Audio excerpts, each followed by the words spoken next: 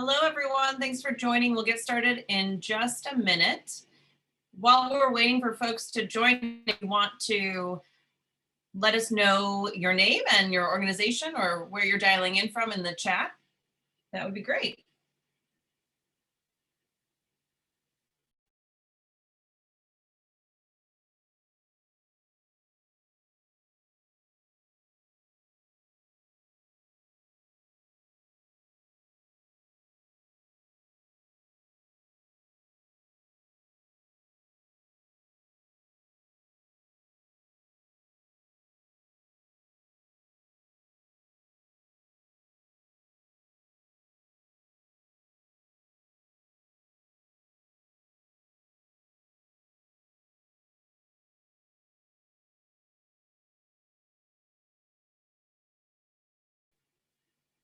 We'll get started in just 1 minute.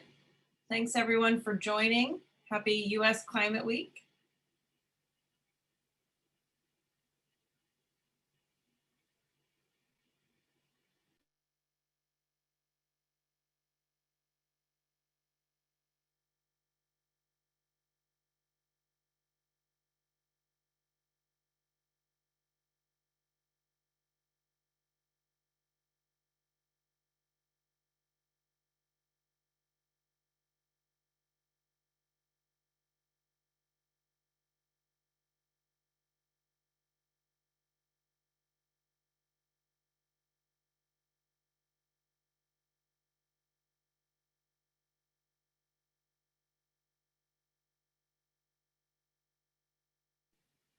All right, it's a couple minutes after the hour, so I think we'll go ahead and get started. Thank you, everyone, for joining.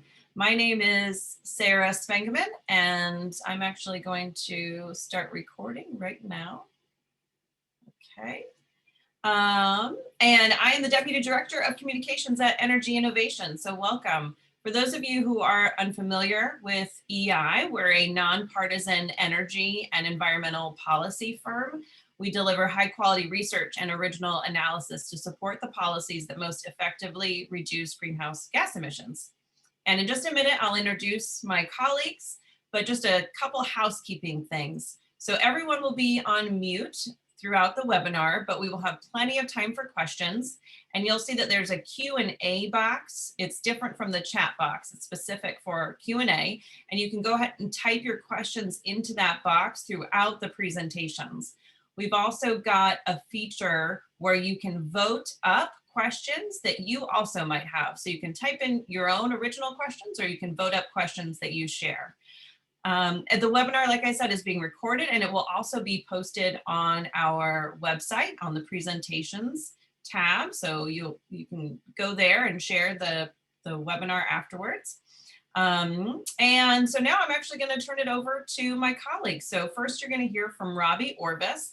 He is Director of Energy Policy Design at Energy Innovation, and he's a lead modeler of the scenario.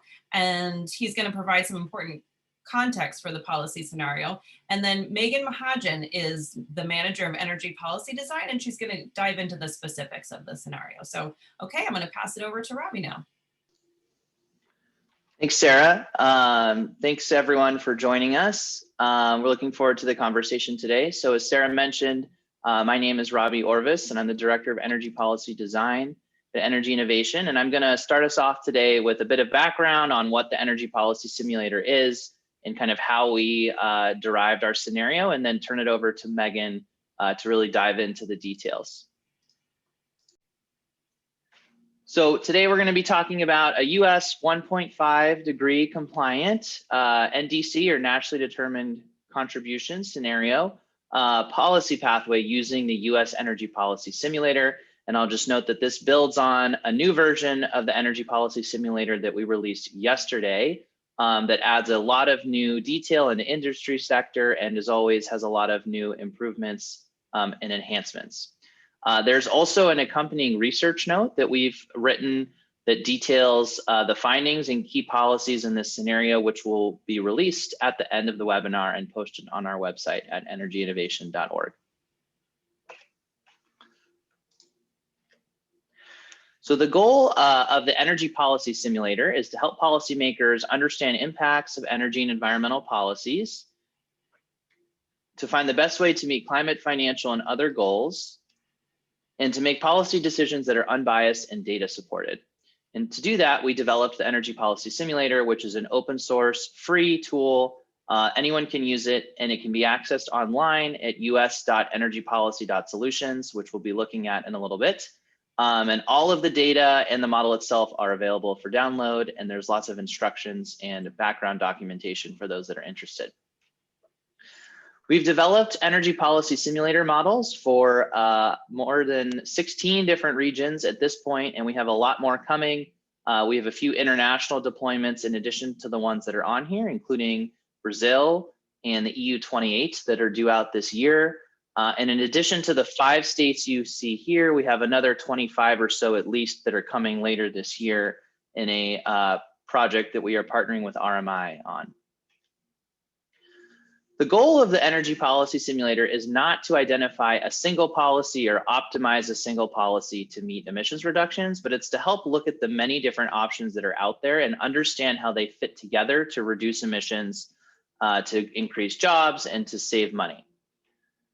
That's made a bit challenging by the fact that policies can interact non-linearly. This may be very familiar for many of you, but as an example, if you have a policy that would reduce emissions from wind power by 1 unit, and a policy that would reduce emissions from building efficiency by 1 unit, and you enact both of those policies together, you'd actually get less than 2 units of emissions reductions, because some of the electricity that you've avoided through building efficiency actually would have been coming from cleaner electricity sources.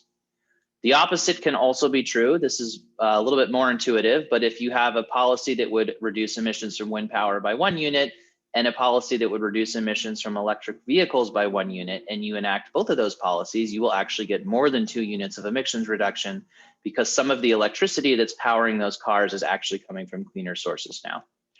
So to help sort through these behaviors and policy interactions, we developed the Energy Policy Simulator using what's called a system dynamics framework. This allows us to predict the combined effects of packages of policies together, looking at a whole bunch of different outputs, but of course, pollutants and cash flow or economic outputs are 2 of the most important ones. The Energy Policy Simulator is a bit of a unique model. It's mostly a difference model, and for our business as usual case, we mainly rely on data from other models. So for example, in the US, we rely heavily on data from the US Energy Information Administration and their annual energy outlook. So as an example, the demand in buildings, for example, residential energy demand in buildings for heating and cooling and lighting, we actually just read that data in directly from the EIA's annual energy outlook. And that's what forms our business as usual scenario. So we take data from top down and bottom up models and feed that into ours. So from top down models are things that project energy demand or emissions based on, for example, population or income. We might take things like elasticities, fuel prices, and imports and exports and feed those into the EPS in our business as usual case. And from bottom-up models, these might be, for example, detailed stock turnover models that track the number and different types of equipment in buildings. We might read in data on final energy demand, technology costs, or efficiencies directly from those models. And that's what helps form our business as usual case. Now, we do have in transportation and electricity, the model does build and dispatch power plants, and it does determine the sales of different types of vehicles based on costs, but using the electricity demand and the travel demand taken from other sources. The Energy Policy Simulator is an economy-wide model. So we have the 3 main demand sectors: transportation, buildings, and industry. Agriculture is grouped with industry here. However, the model does have its own whole handling of agriculture, including distinct agriculture sector policies. These sectors demand fuels, one of which is electricity. And the EPS has a whole electricity supply and dispatch module where power plants are built and dispatched based on policies, prices, capital costs, etc. We also have a district heat and hydrogen module. District heat is less important in the US than in some other countries, but hydrogen is perhaps important in the future as we look to heavily decarbonizing the economy. And the model has a whole hydrogen supply sector where hydrogen can be supplied, and also you can specify the different technology pathways for how that hydrogen is supplied. We also have a carbon capture and sequestration module that allows users to capture CO2 from different power plants in the electricity sector, as well as to capture and store emissions of CO2, both from energy consumption in the industry sector, as well as industrial process emissions of CO2. We have a fuels module where we track things like fuel heat content, fuel prices, taxes, and so on. We have a research and development module. This lets users evaluate how capital cost or efficiency breakthroughs affect policy scenarios. We also have a land use module where we track emissions from land use change, and forestry. There are many, many different outputs in the model, but of course, one of the most important sets of outputs are changes in emissions of different pollutants. There are 12 pollutants in the EPS, 4 greenhouse gases, including CO2, methane, N2O, and F gases, 4 types of particulates, including black carbon, organic carbon, PM10, and PM2.5, and 4 types of gaseous aerosols, including SOx, NOx, VOCs, and carbon monoxide. And using information on changes and emissions of those pollutants, we can also model changes in health outcomes in the EPS. We track a basket of health outcomes, including premature mortality and about a half dozen what are called morbidity outcomes, things like avoided asthma attacks, avoided hospital admissions, avoided lost work days, and so on. The model also has detailed cash flow accounting. So we track who pays whom more or less in response to a policy, tracking things like changes in capital spending, fuel spending, O&M, taxes, and subsidies. And using that information, we feed it into an embedded macroeconomic input-output model. And that lets us estimate changes to jobs and GDP as a result of our policy scenarios. There's a lot of detail in the energy policy simulator.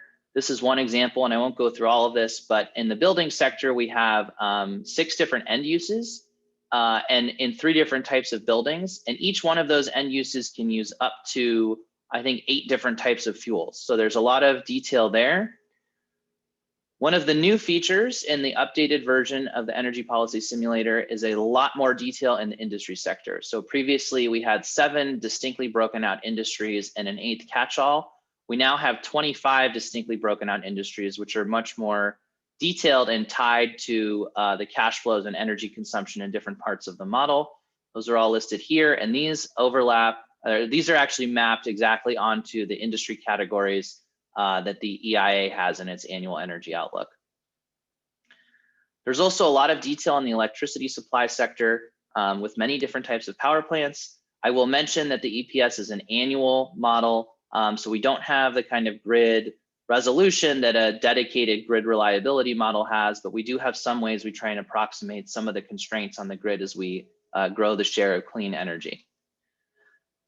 And in transportation, we have a lot of detail as well. So we have 2 different types of modes, passenger and freight. And then we have up to 6 different types of vehicles within each mode. So LDVs, which would be cars and SUVs in the passenger mode, and light and medium duty trucks in the freight modes, HDVs, which would be buses, and then heavy trucks. And then we have aircraft, rail, boats, or shipping, and motorbikes. And then each one of those different mode and vehicle type combination can use up to 7 different vehicle technologies. So not all of them do, of course, but they have the ability to. And then these different vehicle technologies can also use different blends of fuels. So for example, you could have a gasoline engine passenger light duty vehicle that uses a blend of gasoline and ethanol. The model has been pretty extensively reviewed over the years. Different pieces of it have by a mix of national labs, universities, and global partners. As I mentioned, we've deployed these models in a lot of different regions. And every time we do that, we partner with a regional think tank or government group, and we gain valuable insight and improvements to the model and integrate those as part of that development process. So moving over to this particular scenario. So what we're going to be showing today is a 1.5 degree scenario for the US that we think the forthcoming US NDC will probably be aligned around. You can see here, this is taken from the IPCC's 1.5 degree report. And we focused here on the P1 and P2 scenarios. Those are the ones that don't rely very heavily on carbon removal. And we think are probably the most realistic trajectories for holding emissions to 1.5. So this table shows the ranges included in that IPCC report relative to 2005 emissions, the range of reductions, and what we're achieving in the US energy policy simulator in this 1.5 scenario.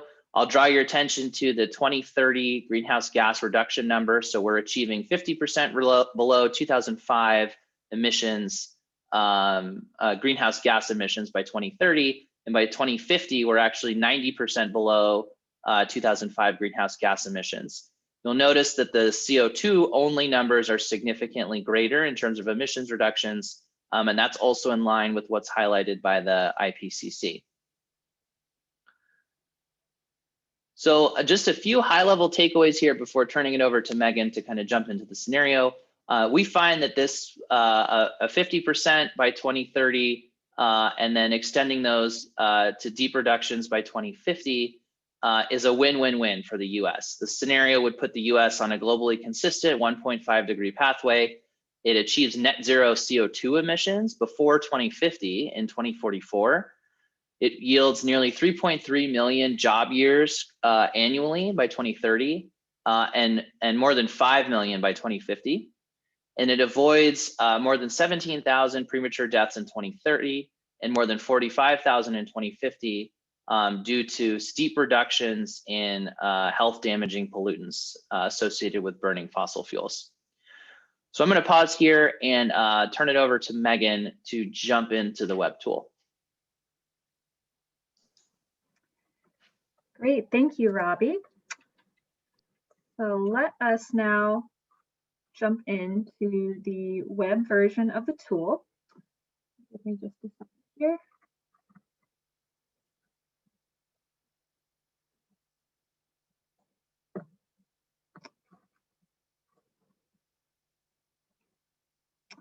So here we have the landing page for our US version of the Energy Policy Simulator. And when we click into the tool, we do not have any policies or scenarios enabled. Here we have as our default graph emissions and CO2 equivalent for the business as usual scenario. And I'll just give a bit of context on the business as usual scenario before we jump into the 1.5 degrees C scenario so we can see how we're comparing. Here we have for the US in our business as usual trajectory, emissions staying relatively constant around 6 gigatons through 2050. And we can look in a bit more detail on how that breaks down by sector. Here we can see in the US, as we know, most emissions are coming from the transportation, electricity, and industry sectors. And as far as how this evolves over a business as usual scenario, we see here in the electricity sector, emissions declining somewhat in the next decade due to some planned coal retirements, as well as additional retirements of uneconomic coal plants, as projected by the Energy Information Administration. In the transportation sector, we do see a decline somewhat in transportation emissions, primarily due to the fact that we have some economic deployment of electric vehicles, even in the business as usual case, which drives down emissions from passenger light duty vehicles. And then in the industry sector, we see somewhat slow but steady ramp up in emissions through 2050. We also, of course, have contributions from the buildings, agriculture, and water and waste sectors, which are holding about relatively constant through 2050. And then about 800 million metric tons that are a sink in the land use sector, which serve to offset some of the emissions from our other demand sectors. I can give a bit of background as well about what's driving these trends sector by sector. So here in the electricity sector, we can look at generation and capacity by power plant type. So here we're looking at electricity generation, and you can see that ramp down in coal happening in this decade. natural gas increasing somewhat as well, but you can see that most of the growth in demand is being met by wind and solar in our business as usual case, and that's just down to where costs are right now. Wind and solar are some of the cheapest resources available, and the costs of those resources are only going to continue to decline through 2050. In the transportation sector as well, we can look at sales and stock by several different vehicle types. So this is for passenger light duty vehicles, and you can see, as I mentioned, electric vehicles ramping in. We're at about 25% sales in 2030 and 50% sales in 2050 on our business as usual case, which is in line with estimates from groups like Bloomberg New Energy Finance and the Edison Electric Institute. In the building sector, we also have some additional detail. You can see here energy demand by end use or by fuel type. So a lot of energy demand in the building sector today already being met by electricity, but we've got a big chunk from natural gas here as well.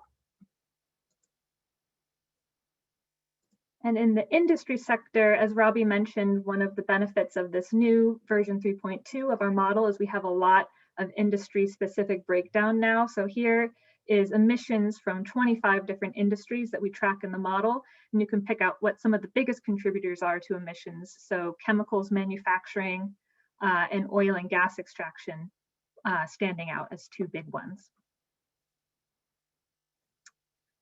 So now that we've taken a brief look at the business as usual case, which serves as our baseline, we can look at what our 1.5 degrees C compliant NDC pathway gets us relative to that. So here is what we call our CO2e, CO2 equivalent wedge diagram. And in green, we've got our overall emissions reductions, as Robbie mentioned, reaching 50% reduction relative to 2005 levels by 2030, and then 90% by 2050.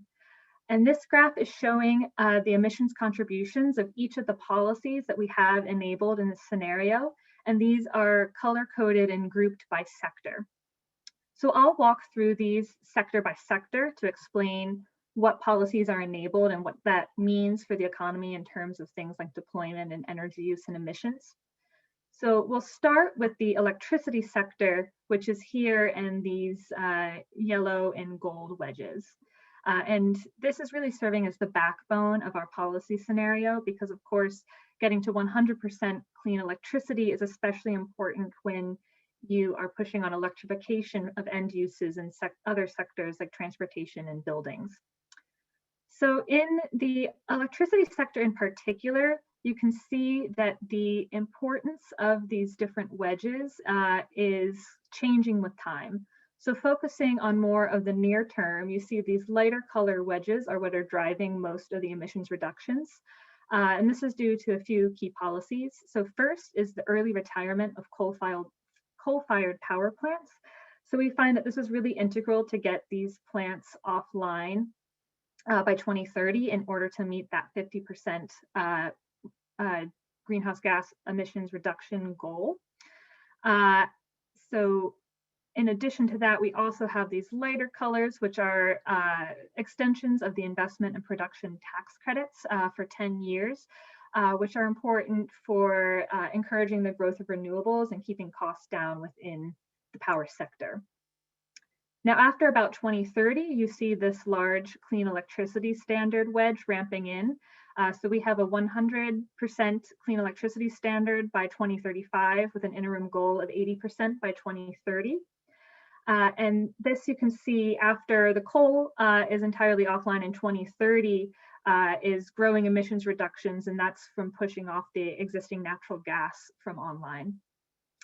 The one other large wedge here in the power sector is this electricity sector CCS, carbon capture and sequestration. So our model does keep some natural gas peaker plants online for grid flexibility reasons. And so we apply carbon capture and sequestration to these remaining gas plants to get the rest of the way to our 100% clean electricity goal. Now, there are a few other important policies in the electricity sector that don't necessarily show up as large wedges on this emissions graph.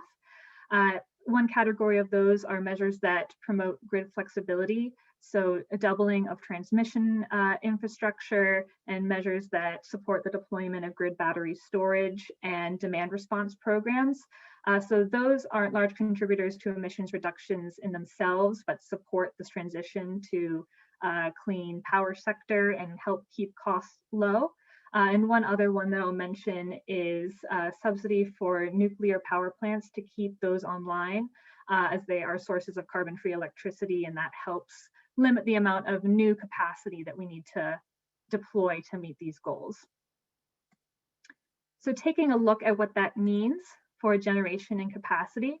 So here is our electricity generation graph again, and you can see a large growth in wind and solar due to our clean electricity standard and our fossil fuel generation ramping down.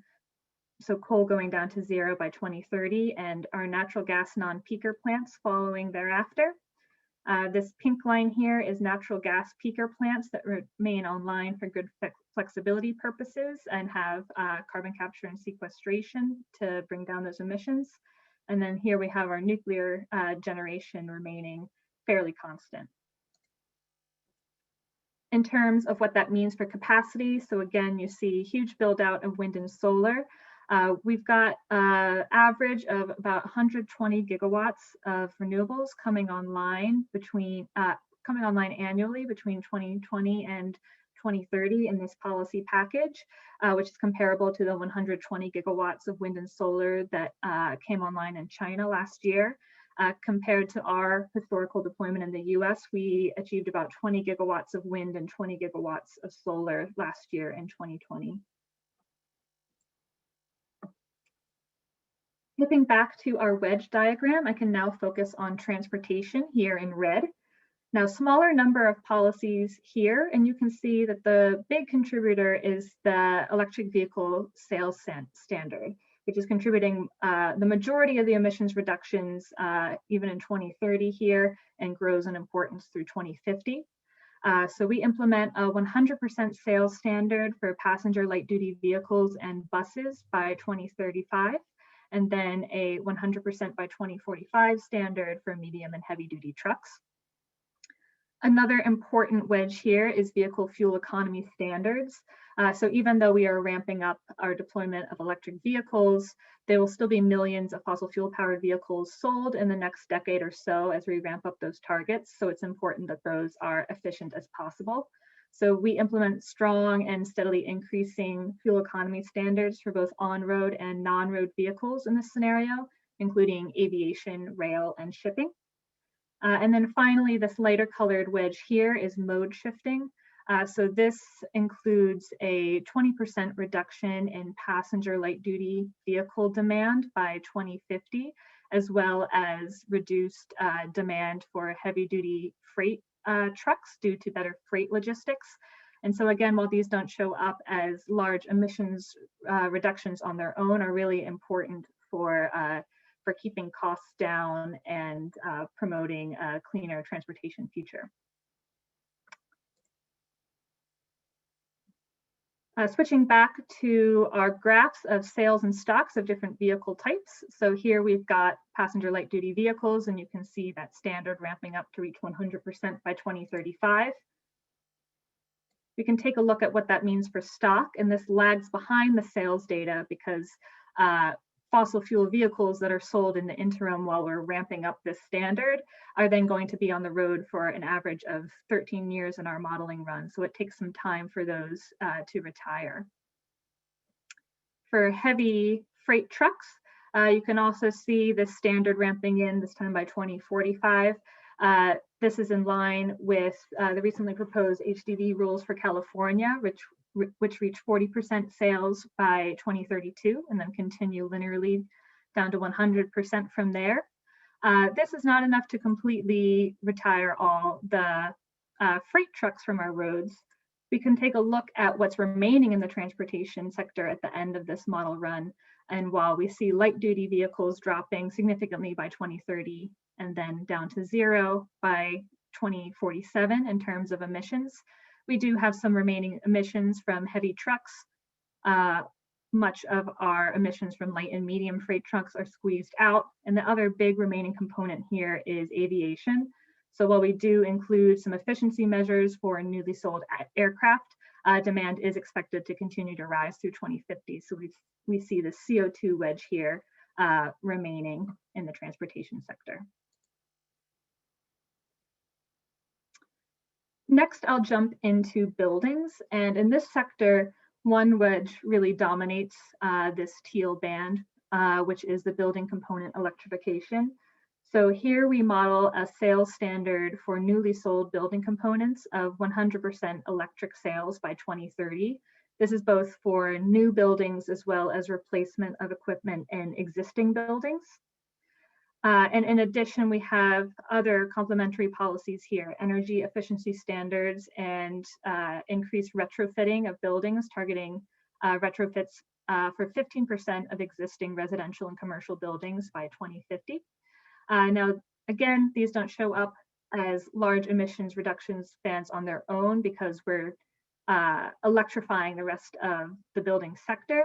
But these are important in terms of reducing the amount of new electricity demand and making the transition for the power sector a little easier, and then keeping costs low for consumers as well. In the building sector, we can take a look at what that means in terms of energy consumption. So you can see natural gas here being squeezed off and modest growth in electricity demand. So this is both because efficiency is keeping down the growth in electricity demand, but also electric building equipment is about 3 times more efficient than natural gas equipment, which limits the amount of the growth in energy consumption on a BTU basis. Next, I will focus on industry, which is this group of blue policies here. There's a variety of policies in the industry sector because we need to target not only energy consumption by industries, but also industrial process emissions, such as those from methane leaks and F-gases or fluorinated gases, which are high global warming potential gases used for things like refrigerants. So the first wedge that I'll focus on here is electrification and hydrogen, which is this large bright blue wedge. So this is focusing on transitioning fossil fuel use in industry to clean sources by 2050. So transitioning 100% of our fossil fuel use. In this modeling, this is a mix of electricity and hydrogen, but other technologies can help fill this need as they're developed in the future. And we look at the split between electricity and hydrogen based on the temperature ranges of industrial heat demand for the various industry categories we track, and applying electricity for the low and lower heat demand and saving hydrogen for those high heat processes. In conjunction with this wedge, we can also look at this orange wedge down here, which is for hydrogen electrolysis. This is mapped out separately here in a different color just because hydrogen can touch on multiple sectors. But hydrogen today is primarily produced via steam methane reforming, which is actually quite an emissions intensive process. And so it's very important how you manufacture that hydrogen. And so we transition to 100% production by electrolysis by 2050, which is emissions free if you are using carbon-free electricity. Other wedges in the industry sector here are F-gas measures. So we're phasing down HFCs in line with the Kigali Amendment, as well as applying a bit of additional abatement potential for things like F-gas recovery, reclamation, and recycling. And then we have a wedge for methane capture and destruction. This is largely applying to the oil and gas sector, and we use abatement potential laid out by the International Energy Agency to ground this. So this gets to about 70% reduction in methane leaks relative to business as usual by 2030 in this policy package. A few other policies are included here in the industry sector. For example, this darker blue wedge is for industry carbon capture and sequestration for some remaining process emissions that aren't addressed by the electricity and hydrogen wedge. So this is focused on some industries with relatively high CO2 streams, like the cement industry. And we also have some industrial energy efficiency standards and policies around material efficiency, longevity, and reuse, which reduce the demand for cement and iron and steel with things like longer lived products and smarter design. Taking a look at what this means in terms of CO2e emissions from the industry sector, we can see we've significantly curbed emissions, but there are still some remaining in 2050. Those are from industries like the chemicals, where we still have some remaining process emissions of mostly CO2, and then also from the oil and gas extraction sector. So important to note that in this scenario, the default in the energy policy simulator is that fuels that are produced but not consumed in region due to reduced demand from policies are available to be exported in proportion to the share of production that has historically been exported. So this is pretty low for natural gas, but is closer to 100% for crude oil. So in this scenario, we do still have some fossil fuel exports and so some associated emissions in terms of the methane associated with that. But that is an assumption that can also be tailored in our model and explored further in separate scenarios.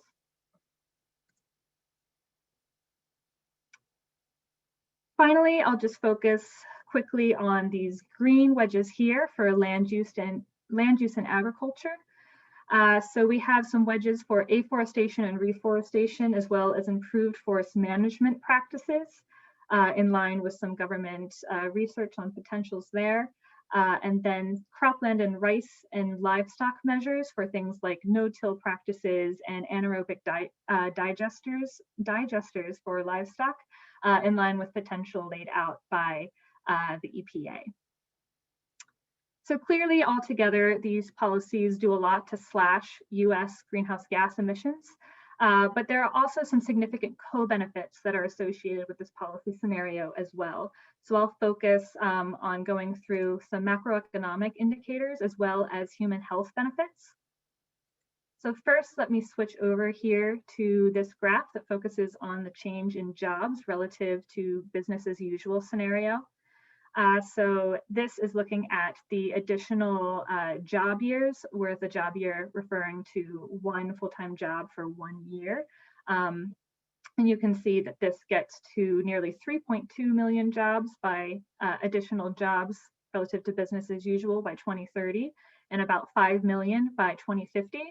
And this is due to a couple things. One, of course, this policy package has a lot of investment associated with it. So we're building out new wind and solar plants, new hydrogen technologies to power our industries. And this generates a lot of jobs and economic activity. And in addition, this scenario generates consumer savings. So for example, fuel savings in vehicles and homes, due to this clean energy transition. And so that equates to more savings and households can respend that money in the economy and generate additional economic activity. I'll mention that in the full version of the model that you can download, we have a bit more disaggregation of all the different industries that make up these job gains, but we've got this broken out into 3 different categories for ease of display here. We've got fossil fuel and utility jobs. Now, based on our source data, we can't actually break out fossil fuel from clean energy jobs that are added, but new jobs to support the transition to wind and solar are definitely a big part of this line here. Manufacturing and construction jobs to help us build all this infrastructure, and then this yellow line, which captures other jobs as well. Now, those types of trends are mirrored in this graph looking at GDP as well. So by 2030, we've got a boost of nearly 2.2% relative to business as usual, which peaks here at about 3% in 2035, where we have the culmination of that 100% clean electricity standard and maintaining a 2.4% boost by 2050. And again, this is broken down into the components for fossil fuel and utilities, manufacturing and construction, and other contributors. Then finally, I'll just spend a minute looking at human health and social benefits. So in addition to slashing greenhouse gas emissions, this policy package also significantly cuts down on particulate emissions of PM 2.5 and of SOx emissions, which are both big contributors to negative human health incidents. So here we're looking at avoided premature mortalities relative to 2030, and this is on an annual basis. So this policy scenario is avoiding more than 17,000 premature mortalities by 2030, more than 45,000 by 2050. And like our wedge diagram for emissions, this is also breaking down which policies are contributing to these saved lives. So we're looking at building component electrification is a big one here, electric vehicle sales standard, getting rid of coal-fired generation, and transitioning our sources of power in industry. These are all big contributors to human health. We also break this down into a few different metrics. So not only can we look at avoided deaths, we can look at things like avoided asthma attacks, reaching more than 1.3 million avoided asthma attacks annually by 2050, or avoided lost work days, reaching more than 4.6 million avoided lost work days annually by 2050. So with that, I'll pause this run through of our 1.5 degree NDC scenario, and we can open it up for Q&A. Thank you, Megan. And I've seen a lot of great questions come in. And feel free to keep adding new questions in or voting up questions that you'd also like answered. So we'll start with a question from Philip. Robbie or Megan, can you discuss the limitations on the data input as well as the strengths and any verification of the data? Yeah, it's a great question. So as I mentioned, a lot of our data comes from other modeling sources. So in the US, that's heavily from the Annual Energy Outlook. And for example, on costs, a lot of data comes from the National Renewable Energy Lab's Annual Technology Baseline. So we're kind of limited with the data sources that we have that have projections as well. One thing, especially outside of the US, the data availability in terms of projections of energy demand is much more limited. So that's one way in which some of the input limitations we face are. And I'll just, again, the model is a single region, so we have to work within the confines of not being able to have more granular data. On the other hand, because our model is mainly focused on teasing out the differences between a policy scenario and a business as usual projection, the key findings are somewhat robust against those types of data limitations, because the model is really what it's good at doing is looking at what's driving differences between two scenarios. And so if some of the business as usual projections are off or in need of updating, that doesn't necessarily mean that the findings are wrong. And I'll just mention that we do a pretty detailed calibrating exercise whenever we update the model, in which we compare the model's findings to other models that are out there and other groups that are doing similar modeling, to kind of see where our modeling differs and where it compares, and to try and understand and dive into the differences and get to a point where we feel confident that our model is producing reasonable results, especially relative to what other models are doing. I know folks often ask about kind of historical comparisons and if we've looked back and evaluated how our model would have performed with under previous policies that have been passed. And in short, the answer is it's very, very hard to do that, because you can't disentangle historical observed data and say what would have happened without a policy being in place. So what we do primarily is rely on the other data sources produced by modelers like those folks at the Energy Information Administration, and focus on modeling the differences and do that calibration process to ensure that we feel confident in the model's findings. Thanks, Robbie. I'm going to just tag on to that with one more question from Philip before we move on to questions from others. He's asking if we rely upon any technologies that aren't yet commercial. So not heavily. I mean, I think there are a few. So hydrogen is still emerging, and the technologies to use hydrogen fuel, for example, hydrogen furnaces or boilers in the industry sector, are still in development. So I think in the industry sector, there's a fair amount of reliance on hydrogen as a fuel, and we know that that technology needs further development. There's also some use of carbon capture and storage in industry and in the electricity sector, and those projects are further along than hydrogen is, but they're not at the commercial stage yet. So, you know, we lean on those two, although we try and delay when we are using a lot of hydrogen and when we are deploying carbon capture in the power sector, to give those technologies more time to develop and commercialize in the model.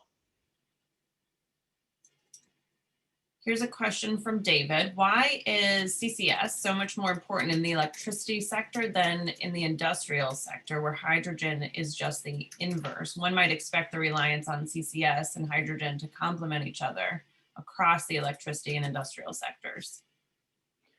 So it's a good question. And in the power sector, we rely primarily on carbon capture for natural gas peaking units.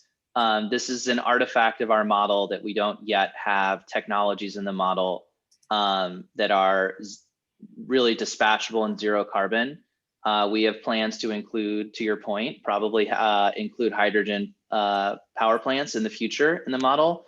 So in some ways, the CCS in the power sector can be thought as a backstop, and the technology that could fill that gap could be a mix of plants with carbon capture or zero carbon dispatchable plants like hydrogen plants, or even you know, long duration storage that doesn't exist today.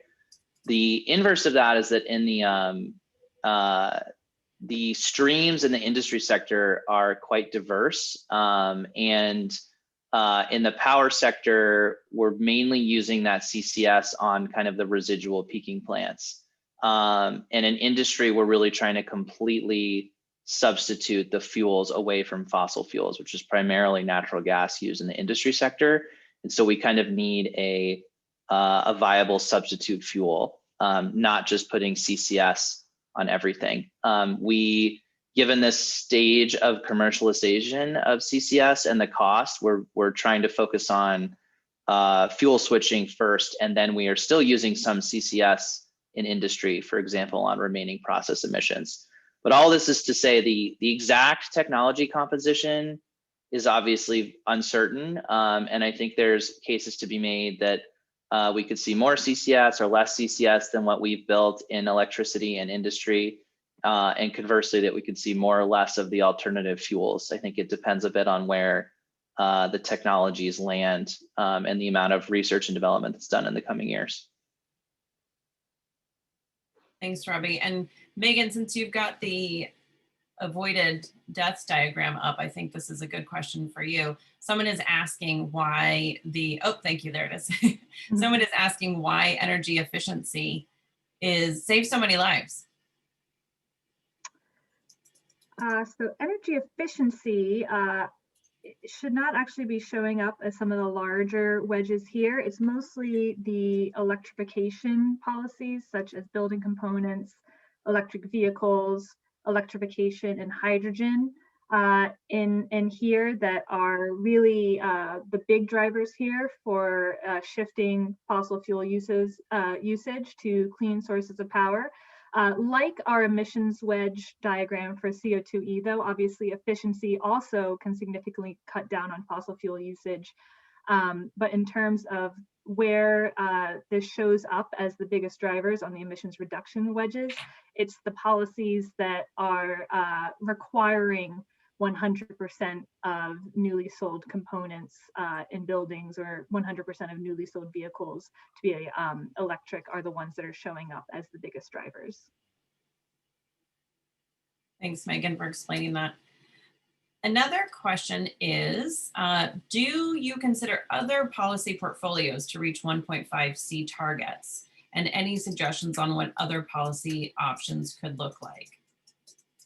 That's another good question, and we have looked at a lot of different scenarios, and there's some wiggle room. So I'm sure that many on the call have noted, for example, there's not a carbon price in this particular scenario. So there is, of course, a policy or many different policy scenarios that hit these targets that rely to some extent, be that small or large, on a carbon price.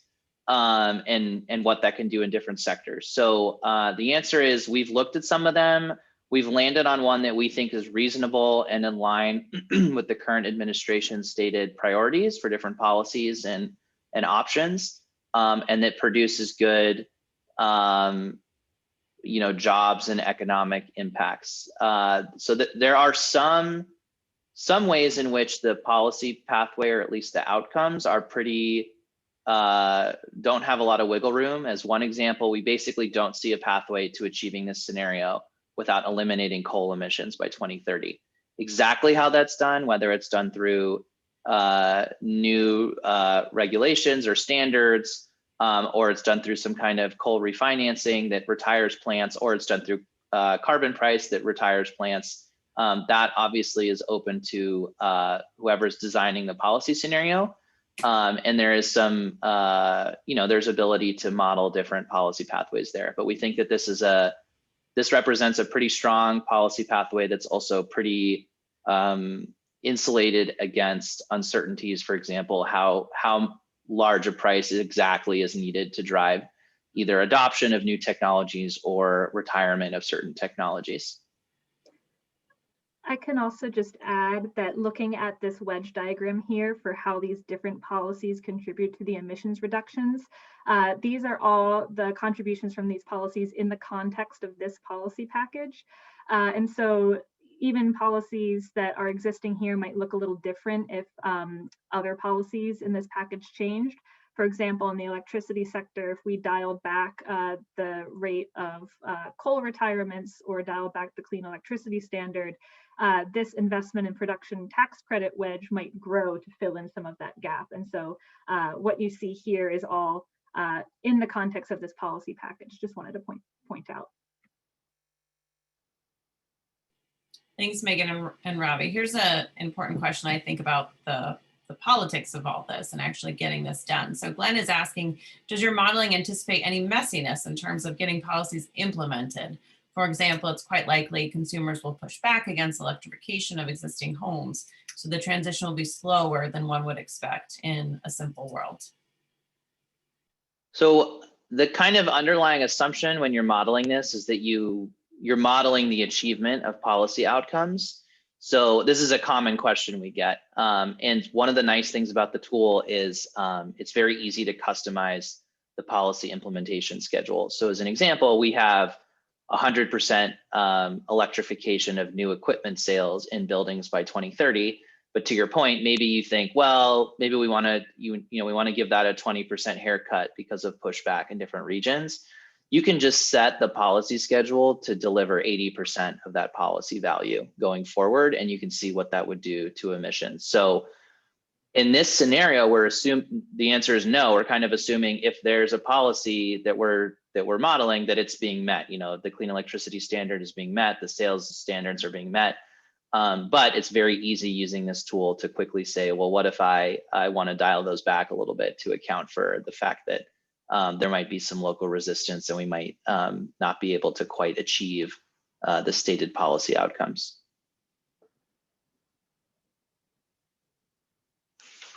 Thanks, Robbie.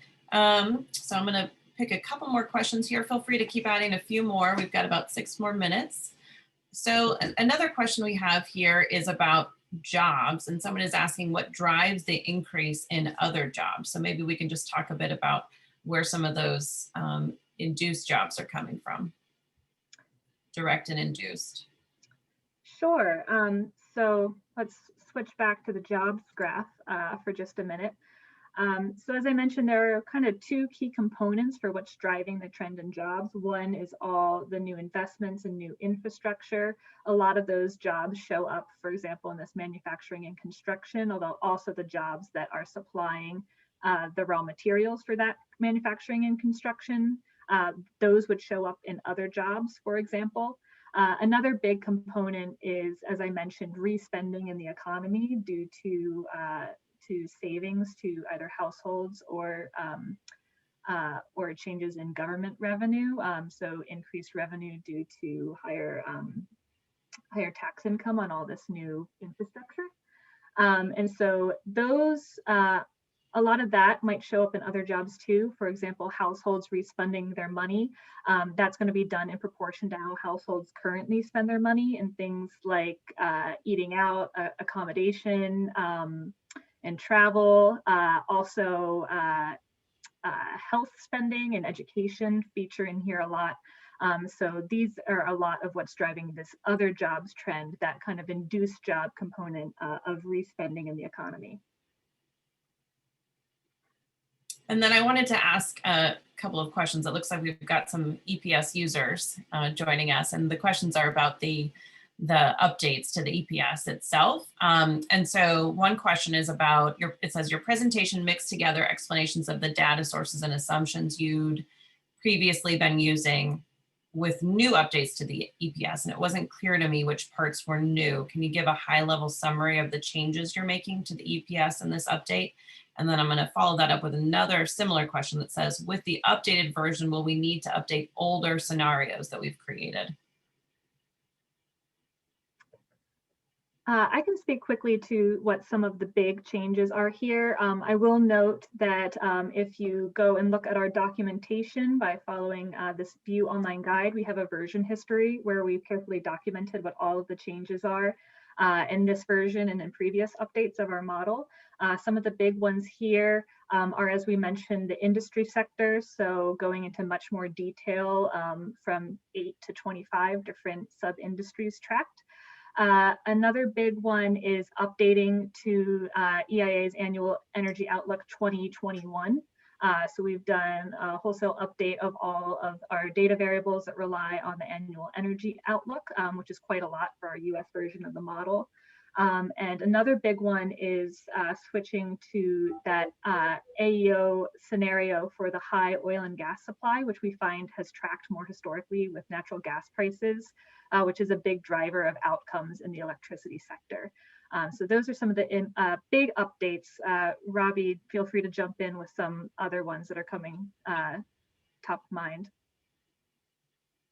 I think you hit on most of the big ones in terms of model updates. And then just to the other half of the question. So I think that policy scenarios should mostly be preserved. But I will also mention that we've actually, we have an archived version of the previous version of the model that's available online as well, and has all the existing or previous account and scenario information. So if for some reason you need to access you saved scenarios from the version prior to the update today, just shoot us an email at policy@energyinnovation.org, and we'll get you the link to that archived version so that you can access your previously saved scenarios. But I think based on my experience using the tool today, my previous scenarios were saved. Thanks, Robbie and Megan. So here's a question from Chuck, and he's asking, to achieve a zero carbon grid by 2035, the amount of wind and solar that must be deployed annually between now and then will be a function of how quickly the transportation and building sectors are electrified. Have we investigated that trade-off and interaction? Yeah, well, yeah. So the model is interdependent. So the amount of electricity demand is directly tied to the deployment, to your point, of electric vehicles and in the electrification of buildings and in industry. So the model will dynamically report out the amount of clean energy that's deployed to meet the clean electricity target based on the amount of electrification. So the timelines there do determine the amount that's deployed. Thanks, Robbie. And I think this question is a great one to end on from Cora, which says, what is Energy Innovation's plan to communicate these findings to policymakers?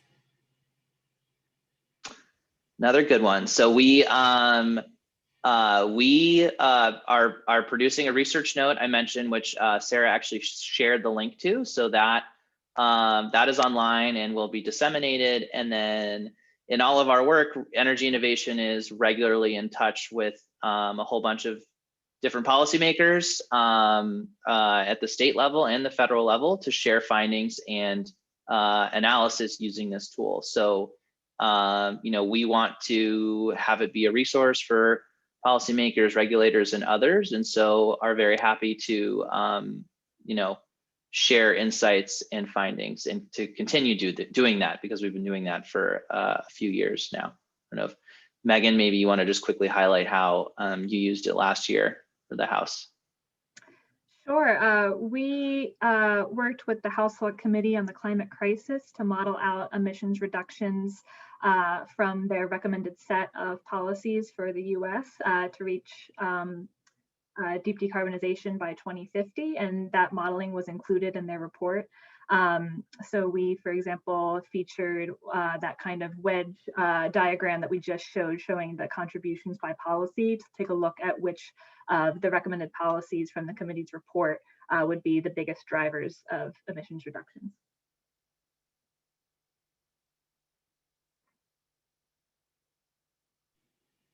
Unmute myself. Thanks, Megan. And thank you, Robbie, so much for that presentation. And I know there's a lot of advocates on the call too. So if we can help you use the EPS in your advocacy and also share the research note with your own representatives as well. So thank you everyone for attending today. And we're looking forward to an ambitious NDC from the White House this week. So thank you all so much.